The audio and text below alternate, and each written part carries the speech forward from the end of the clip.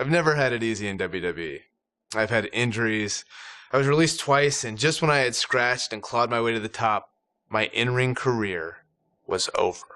I could have sat at home, satisfied with what I accomplished, but I decided that's not how I wanted my story to end. I wanted to show myself, my family, and anyone who's gone through adversity in life that you need to take on whatever challenges you face and fight for your dreams. Well, we might as well get on the Daniel Bryan bandwagon.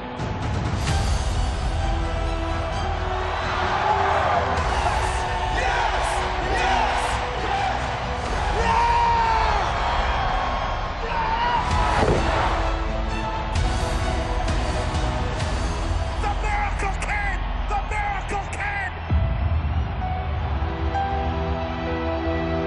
77,000 chanting in unison.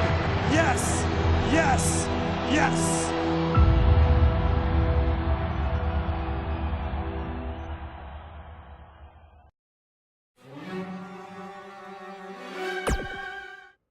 Right after I graduated high school, I moved from Washington down to Texas to train at Shawn Michaels School. It wasn't too long after that I was signed by WWE. When I first got signed by WWE in 2000, I had no idea really what to expect. Most of the guys on TV had been wrestling for years and years, and at that point I'd only been wrestling for 6 months. Since I was still really new to all this, I was sent to hone my craft at WWE's developmental territory, which at the time was in Memphis. Luckily, William Regal was a trainer there, and he helped me out a lot. So with the WWE contract and Hall of Fame trainers, Bryan Danielson was on the fast track to success, right? No, not quite.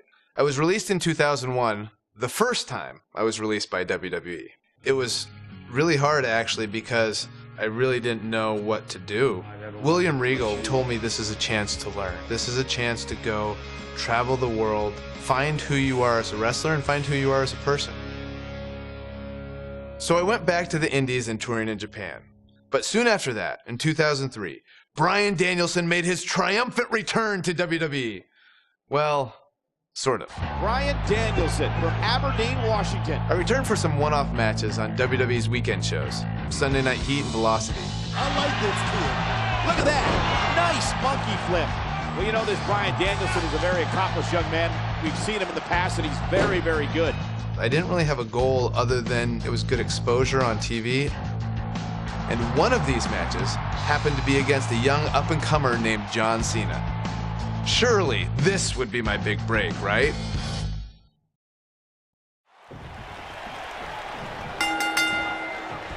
Welcome everybody to WWE Velocity. Michael Cole here alongside Corey Graves and Byron Saxton.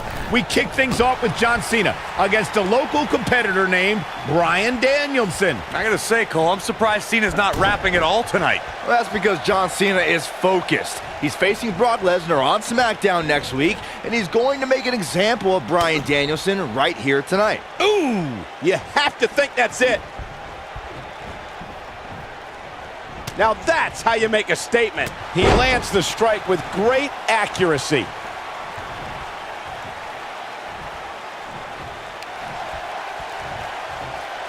I think this is the beginning of the end. Ooh, John Cena may have it. Oh, and he breaks free. But the damage might have already been done, Michael. He's inflicting some serious... Back in control of Cena, right back to the arm. Great strategy, weaken the more powerful Cena by taking away one of his arms. Bryan sticking to his wheelhouse, not taking any unnecessary risks here against John Cena. Oh, just looking to control and neutralize the bigger man. Cena, though, back to his feet, and Bryan continues to work on the arm, but now Cena, test of strength, and you don't want to get into a power battle with John. Absolutely not. Cover here. And a kick out. And again, Cena powering Danielson down. Oh, look at this incredible core strength by Danielson. Cena cannot believe that he can't get Danielson's shoulders on the mat. Gonna try it again, and Danielson able to roll and send Cena flying. Incredible sequence. Oh, man, Cena just took Danielson's head off. We say that sometimes there's no replacement for brute force. Oh, man.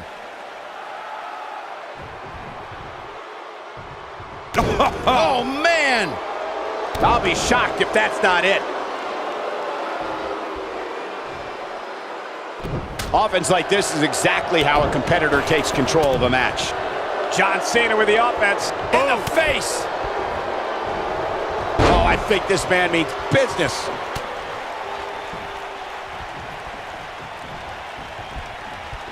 He's showing absolutely no pity now, guys. Look out. Oh, man. Panic starting to set in for Cena. This could be a huge upset right here. I'm seeing shades of Razor Ramon on Raw in 1993, guys. A high-flying nobody is about to beat one of WWE's best. Cena is too distracted by Brock Lesnar on the horizon. He's got to focus on surviving this match. He's moving like a man possessed. Nobody comes back from this. Executed perfectly.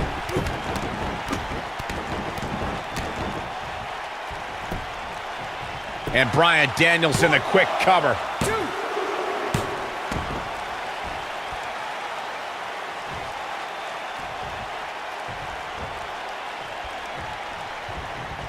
If you're Bryan Danielson, what do you do at this point as he whips Cena across the ring? Oh, Cena gets up a boot just in time.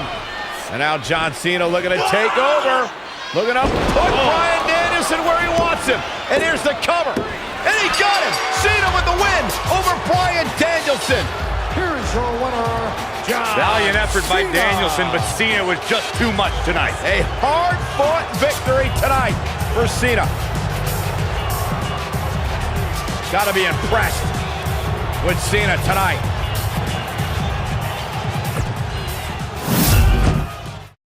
A lot of guys would have parlayed competitive matches on Heat and Velocity into being signed full-time to WWE, but that's not how things turned out. It's like my wife Brie likes to say, if anything was easy for me, I wouldn't be Daniel Bryan. But before I could become Daniel Bryan, I was Bryan Danielson. And as Bryan Danielson, I went on quite the run through the Indies. Over the course of 7 years, I won my first world championship and had some amazing matches against guys who went on to become major WWE superstars. Guys like Seth Rollins, Cesaro, all sorts of guys all over the place. A lot of hardcore fans even say these were some of the best matches of my career. Personally, I credit these matches and opponents for helping me build the foundation I would later need to make it as a WWE superstar. Fans on the indie scene weren't the only ones who took notice, because in 2010, WWE re-signed me and Daniel Bryan was officially born. My name is Daniel Bryan. I've been wrestling all over the world, and finally, I have an opportunity here in the WWE. Although much like childbirth, as I've heard from my wife, this was also a somewhat painful experience. I came back as part of NXT, which wasn't like the NXT that you know and love today. At the time, NXT was a reality show with rookies and pro mentors. Unfortunately, my pro was The Miz. People will say that you're great, that you're a star, that you're ready for the WWE. Do you think you're ready? Yes I do. Well, one thing you have to learn about the WWE is you have to expect anything. I guess in Miz's mind, beating a little bit of respect into his NXT rookie. Believe it or not, we didn't get along very well back then either. I think the most ridiculous thing we had to do in NXT was the obstacle course. Okay, so you're gonna do the monkey bars. Then we go in the ring and juggle. Then you're gonna see how fast you can drink soda. Side note, it was actually supposed to be a hot dog eating contest. When they realized I was vegan and they didn't have any vegan hot dogs, they turned it into a soda drinking contest. I didn't know vegans could drink soda. Not drink at all. I hadn't drank any soda in years. Think, watching that on TV, a grown man just drinking soda from a cup.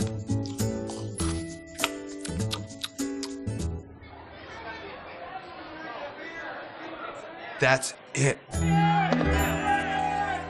Despite that, I did have the tremendous opportunity to show the WWE Universe what I was capable of when I got to face the World Heavyweight Champion, Chris Jericho. I loved watching Chris Jericho from the time I was in high school, the stuff that he did in WCW, being able to go against the World Champion on NXT on the first show. Win, lose, or draw, that elevates you, and I was very thankful for that opportunity.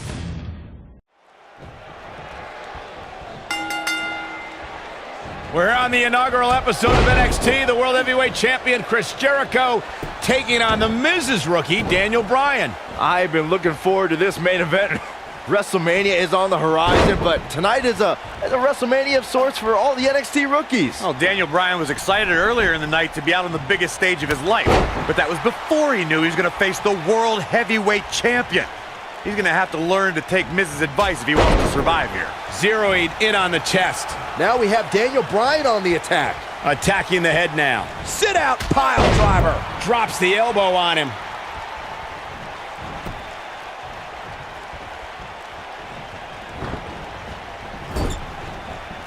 You have to possess a different type of focus to punish an opponent like this.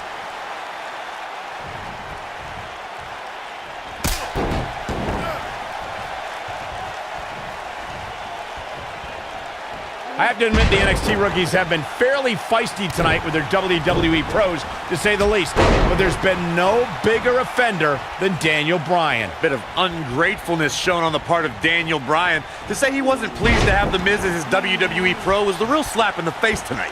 Work is being put in by Daniel Bryan. So painful. We're witnessing a level of punishment that can only be described as severe. He's inflicting some serious pain here. Returning to Daniel Bryan not wanting The Miz as his pro, I do see Bryan's point. Daniel has a career performing in the ring that is twice as long as The Miz. But he hasn't been in the WWE, Byron. We got to cover. An all-out assault on the back. Daniel Bryan with a great offensive show. That's it. It's over. It's over. There's no way that Jericho's going to lose to this guy. Yeah, but the way this match is going, it's a real possibility. Jericho, though, needs a breather, and he rolls out of the ring to try to do that. Wise maneuver from a wily veteran. I'm not sure if Jericho's going to get much rest time. What's this guy doing? Daniel Bryan with a suicide dive right off the announce desk. Looks like Bryan might have bounced off the announce desk himself. I don't think Miz liked the fact that Bryan threw his body in harm's way, and I can't say I blame him. What's this guy thinking? Bryan is not playing right now. Boom. Drop kick. Hey, Daniel Bryan's looked all right at times in this match. I mean, he's been showing us why he's a world-renowned for his ground and pound attack. World-renowned?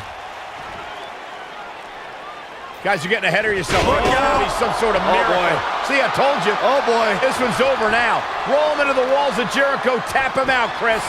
Bryan's trying to fight it. Rolls through. What a counter by the technician, Daniel Bryan. Oh, my God. Heel hook is in. Jericho's in trouble. Jericho tried it. Is he going to tap? Is he going to tap? He may have no choice. He made it to the bottom rope. You have got to be impressed, Michael, from what we're seeing from Daniel Bryan. Did he win yet, Byron? Daniel Bryan thinks he... Oh, Moonbreaker! You can't allow a veteran like Jericho any time to recover. You're right, Corey. That was a rookie move. And now he's going to pay for it, Byron.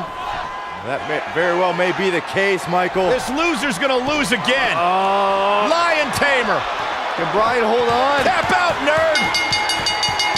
You got your wish, Cole.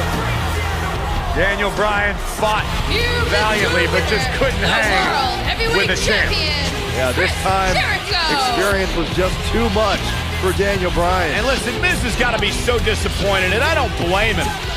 Luck of the draw, Miz got this loser to be his protege, and now Miz a little bit of tough love here. Whoa, tough love? Give me a break. Tough love. This is ridiculous. Miz is obviously frustrated with his star pupil. Oh, yeah, so you're frustrated, so that's okay. Now you can beat him up? Yeah, start winning some matches, then you won't get beat up anymore. That's ridiculous. What disrespect me? Huh? I'm a champion. Miz has lost his mind. Lying on his back, looking at the lights again. Boom, what a forearm. You would think a high-profile match with the World Heavyweight Champion would solidify my status in WWE, right? Nope. Just a few months later, I was released. For those of you keeping track at home, this was the second time I was released by WWE. I thought this time I might be done with WWE for good. But not long after my release, I returned at SummerSlam. When WWE called me, they said, hey, if you want to come back, that's for the main event of SummerSlam. Main eventing SummerSlam, it's just super cool. old school pay-per-views still holds special meaning.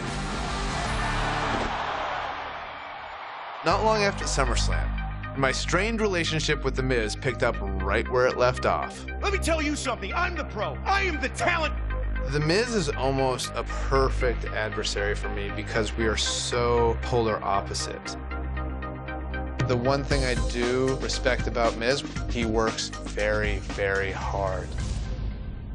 You and me, U.S. Championship match. Yes or no? Yes. We had our first match against each other at Night of Champions 2010 for the United States title.